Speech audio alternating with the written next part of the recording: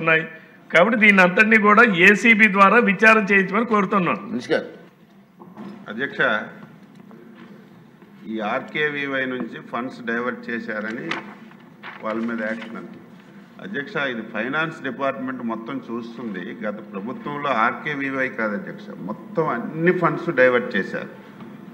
ఈరోజు నాబార్డుకు వచ్చినటువంటి ఫండ్స్ కూడా డైవర్ట్ చేశారు, వరల్డ్ బ్యాంక్ నుంచి వచ్చిన ఫండ్స్ కూడా డైవర్ట్ చేశారు, ఒక ప్రాజెక్టుకి ఎక్స్క్లూజివ్గా కేటాయించిన ఫండ్స్ కూడా డైవర్ట్ చేశారు.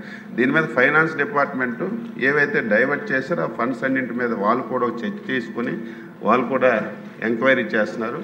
నేను ఒకటే చెప్పాను, ఎంక్వైరీ నడుస్తుంది ఉన్నత స్థాయిది. అది వచ్చిన తర్వాత దానివల్ల సాటిస్ఫాక్షన్ కాకపోతే ఇప్పుడు ఏవైతే సభ్యులు చెప్పారో ఏ ఎంక్వైరీ చేయడానికి ఇబ్బంది లేదు, ఒకటి నడుస్తుంది కాబట్టి ప్రిలిమినరీగా మనకు రిపోర్ట్ వచ్చింది.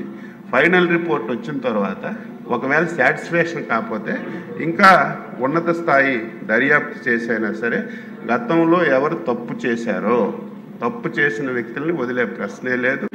మళ్ళీ అటువంటి పొరపాట్లు జరగకుండా ఆఫీసర్కి చెప్పాను, టెండర్స్ అన్ని పద్ధతి ప్రకారం చేయాలి.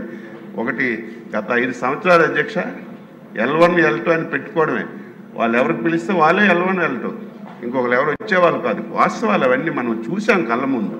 కాబట్టి తప్పనిసరిగా ఇది చాలా మంచి ప్రోగ్రాం కేంద్ర ప్రభుత్వం పెట్టింది. దీన్ని అనేక విధాలుగా ఇబ్బందులు ఉన్నాయి, ఇవన్నీ సరిచేసి మళ్ళీ వీలైనంత తొందరగా మళ్ళీ ఈ వాహనాల్ని మళ్ళీ లైన్లోకి తీసుకొచ్చి ఎవరైతే రైతులు ఉన్నారో పాడి రైతులు ఉన్నారో వారికి మేలు చేయడానికి అన్ని విధాల ప్రయత్నం చేస్తాను అధ్యక్ష.